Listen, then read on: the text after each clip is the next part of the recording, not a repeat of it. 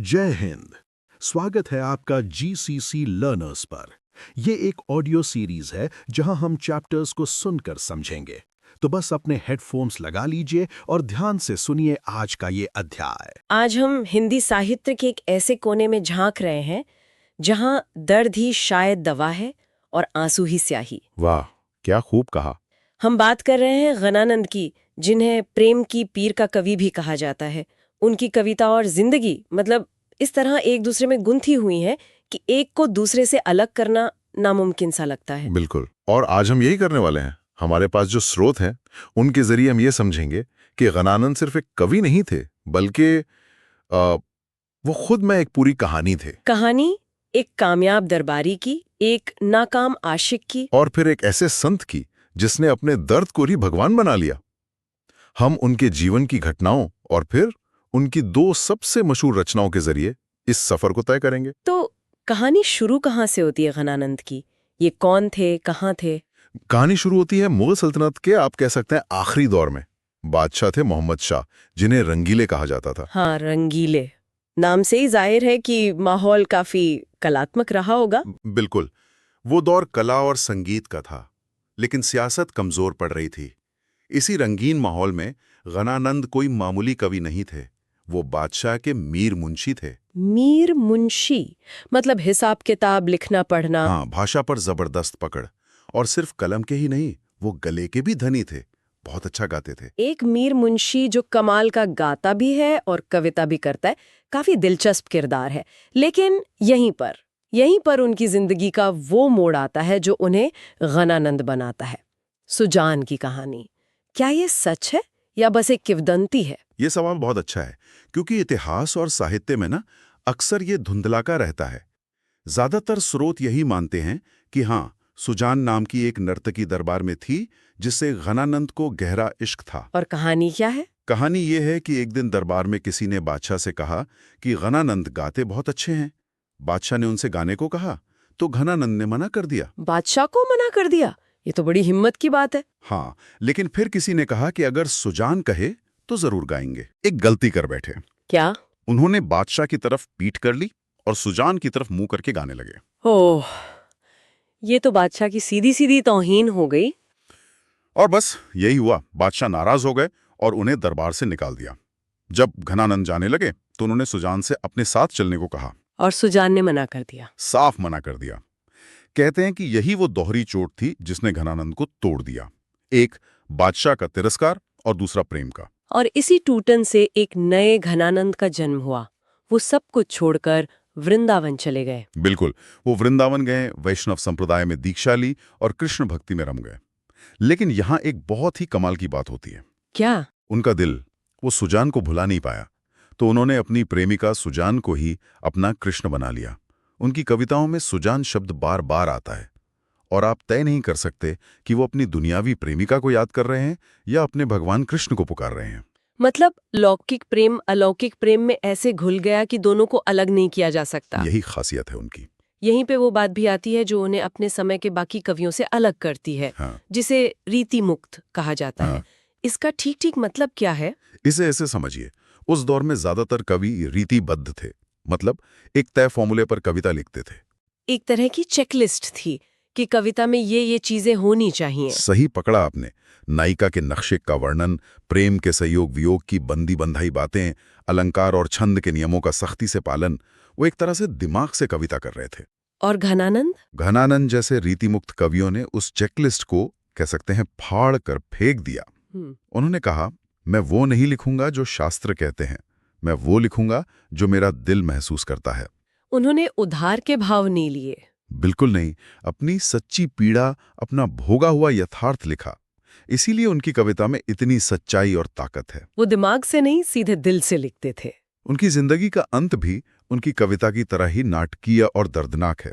नादिर शाह का हमला। हाँ, साल था 1739। ईरान से नादिर शाह ने हमला किया, दिल्ली में भयानक कत्लेआम मचाया। उसकी फौज मथुरा वृंदावन तक पहुंच गई और सैनिकों को किसी ने बता दिया कि बादशाह का पुराना मीर मुंशी यहाँ रहता है और उसके पास बहुत दौलत होगी। हाँ। तो उन्होंने घनानंद को पकड़ लिया और उनसे सोना मांगा। जी, और उनसे कहा, जर जर जर, यानी सोना सोना सोना। और घनानंद का जवाब इतिहास बन गया। उन्होंने जमीन से 3 मुट्ठी धूल उठाई और सैनिकों पर फेंकते हुए कहा, रज रज रज। यानी धूल धूल धूल। क्या संदेश था कि मेरे पास दुनियावी दौलत नहीं है, मेरे पास बस ये मिट्टी है। बिल्कुल।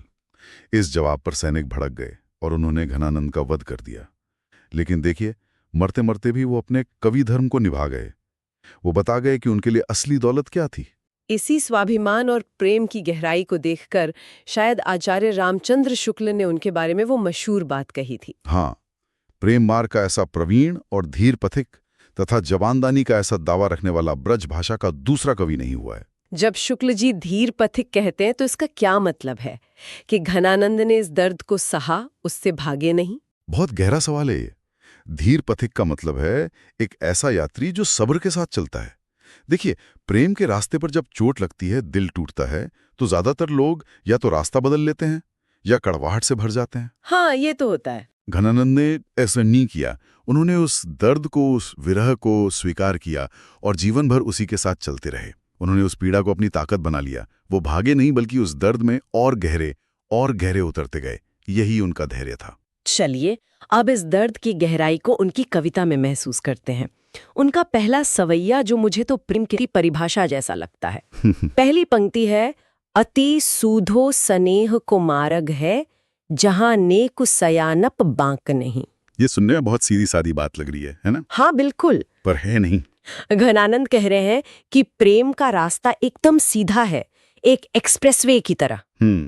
इस पर सयानप यानी चतुराई और बाक यानी टेढ़ेपन के लिए कोई जगह ही नहीं है। यहाँ कोई शॉर्टकट नहीं है, कोई धोखेबाजी नहीं है। और अगली पंक्ति में वो इस रास्ते पर चलने की शर्त बताते हैं, तहां सांचे चले तजी आप न पाओ, झुझकंग कपटे जे निसाक नहीं। इस पंक्ति में जो झुझुंकन शब्द है बड़ा दमदार है ना? ऐसा लगता है जैसे कपटी इंसान इस रास्ते पर चलने की सोचकर एक कांप जाता है। हाँ, कांप जाता है। बिल्कुल, क्योंकि इस रास्ते पर चलने की पहली शर्त है तजी आपन पाओ। अपने आप को, अपने अहंकार को, अपनी ईगो को पीछे छोड़कर आना।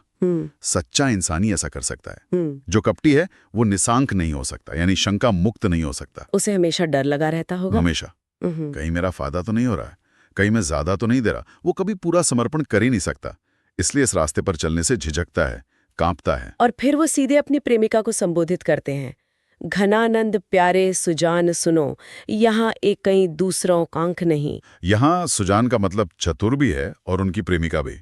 वो एक तरह से ताना मार रहे हैं, हे चतुर सुजान सुनो, मेरे प्रेम की गिनती में सिर्फ एक कांख है, दूसरा कोई है ही नहीं। मेरा इश्क पूरी तरह एकनिष्ठ है। वो अपनी तरफ से पूरी वफादारी दिखा रहे हैं। हाँ, और अब आती है वो पंक्ति जहां बात सच में दिलचस्प हो जाती है। ये एक शिकायत है, एक उल्हाना। तुम कौन धौ पार्टी पड़े हो, कहो मन लेहू पे देहू छटांक रहे। ये सिर्फ एक प्रेमी की शिकायत नहीं लगती, इसमें उस मीर मुंशी की झलक भी है जो हिसाब किताब जानता है। वो प्रेम में भी एक तरह का ऑडिट कर रहे हैं। क्या खूब पकड़ा है आपने। बिल्कुल, ये एक मीर मुंशी का ही हिसाब है। यहाँ मन शब्द का खेल है, श्लेष अलंकार। इसके दो मतलब हैं। हाँ, एक तो दिल या हृदय, और दूसरा वजन की एक पुरानी इकाई मन, जो करीब 40 किलो के बराबर होती थी। और छटांक तो बहुत छोटी इकाई है। बहुत छोटी, करीब 50-60 ग्राम। तो वो कह रहे हैं कि तुमने ये कौन सी पढ़ाई की है, ये कैसा हिसाब किताब सीखा है कि मेरा मन भर का दिल तो ले लिया, लेकिन बदले में छटांग भर प्यार भी नहीं दिया। वाह, ये प्रेम के लेन देन में हुए अन्याय की शायद सबसे कलात्मक शिकायत है। यही, वो ये नहीं कह रहे कि तुम बेवफा हो, वो पूछ रहे हैं कि तुम्हारा गणित कितना खराब है। एक ही पंक्ति में कितना दर्द, कितनी चतुराई और कितना उलाहना है। यही घनानंद का कमाल है। तो पहले सवैये में उन्होंने प्रेम की परिभाषा बताई और अपनी शिकायत दर्ज की, लेकिन उनकी असली पहचान तो विरह और पीड़ा से है। बिल्कुल, अगर पहला सवैया प्रेम का घोषणा पत्र था, तो दूसरा सवैया विरह का, आप कह सकते हैं महाकाव्य है। इस दूसरे सवैये में वो अपनी पीड़ा को एक अलग ही स्तर पर ले जाते हैं। यहाँ वो खुद नहीं बोलते। उन्होंने एक मैसेंजर को चुना है, बादल को। हाँ, कविता की शुरुआत ही बादल को संबोधित करते हुए होती है। परकाजे देह को धारी फिरऊ, परजन्नी जथारत है दरसऊ। परकाजे यानी बादल। हाँ, वो कह रहे हैं कि हे बादल, तुमने तो ये शरीर ही दूसरों के काम आने के लिए परकाजेई धारण किया है। तुम परोपकार की जीती जागती मूरत हो। वो पहले बादल की तारीफ कर रहे हैं एक तरह से। एक भूमिका बांध रहे हैं। हाँ, बिल्कुल, अपनी बात मनवाने के लिए जमीन तैयार कर रहे हैं। आगे कहते हैं, निधि नीर सुधा की समान करऊ, सबही विधि सज्जनता सरऊ। यानी तुम्हारे पास पानी का जो खजाना है उसे तुम अमृत की तरह सत पर बरसाते हो। तुम हर तरह से अपनी सज्जनता का, अपनी भलमनसाहट का सबूत देते हो। और इस पूरी भूमिका के बाद अब वो अपनी असल बात पर आते हैं। घनानंद जीवनदायक हों, कछु मेरियो पीर हिया परसों। यहां से उनका दर्द छलकना शुरू होता है। वो कहते हैं, हे बादल, तुम तो सबको जीवन देने वाले हो। तुम तपती जमीन को ठंडक देते हो, मुरझाए पौधों में जान डाल देते हो। कभी कभी मेरे हृदय की पीड़ा को भी छुओ, परसो, उसे भी महसूस करो, मेरी भी तो खबर लो। और फिर आती है आखिरी पंक्ति, जो इस पूरे सवैये का और शायद खनानंद के पूरे दर्द का निचोड़ है। कबहों वा बिसासी सुजान के आंगन मो, अनसुवान हिले बरसों। ये पढ़कर तो एक खामोशी सी छा जाती है। ये विरह की पराकाष्ठा है। बिसासी यानी विश्वासघाती। वो बादल से एक अजीब सी, एक मार्मिक सी गुजारिश कर रहे हैं। क्या गुजारिश है ये? वो कह रहे हैं, हे बादल, कभी ऐसा करना कि मेरे इन आंसुओं को अपने साथ ले जाना और उस विश्वासघाती सुजान के आंगन में बरसा देना। वो चाहते हैं कि उनके आंसू सुजान तक पहुंचें। हाँ, लेकिन सीधे नहीं। वो चाहते हैं कि जब बादल की बूंदें सुजान पर गिरें तो उसे ये ना लगे कि ये सिर्फ पानी है। उसे महसूस हो कि ये घनानंद के आंसू हैं जिनमें उसके विरह की आग है, उसकी पीड़ा की गर्मी है। ये एक प्रेमी की बेबसी की सबसे खूबसूरत और दर्दनाक कल्पना है ना? वो अपनी पीड़ा को प्रकृति के जरिए भेजना चाहते हैं ताकि उसकी चुभन और गहरी हो। इस कल्पना के बाद सच में कुछ कहने को बचता नहीं है। ये पूरी तरह से टूट चुके इंसान की आवाज है। तो इन रचनाओं को देखकर ये साफ हो जाता है कि घनानंद का प्रेम सिर्फ एक भावना नहीं बल्कि एक पूरा जीवन दर्शन था। उनकी कविता में प्रेम की सादगी है, एकनिष्ठ समर्पण है और बिछड़ने का वो असहनीय दर्द भी है जो किसी को भी तोड़ सकता है या फिर उसे कुछ और बना सकता है। बिल्कुल, उनकी कविता में बनावट नहीं है बल्कि अनुभूति की सच्चाई है। वो जो महसूस करते हैं वही लिखते हैं। इसीलिए इतने सालों बाद भी उनकी पीड़ा इतनी सच्ची और अपनी सी लगती है। उनकी कविता बताती है कि प्रेम का मार्ग जितना सीधा है उतना ही कठिन भी है। इसमें अहंकार के लिए कोई जगह नहीं है। और जब इसमें चोट मिलती है तो वो इंसान को या तो खत्म कर देती है या फिर उसे एक नई आध्यात्मिक ऊंचाई पर ले जाती है, जैसा घनानंद के साथ हुआ।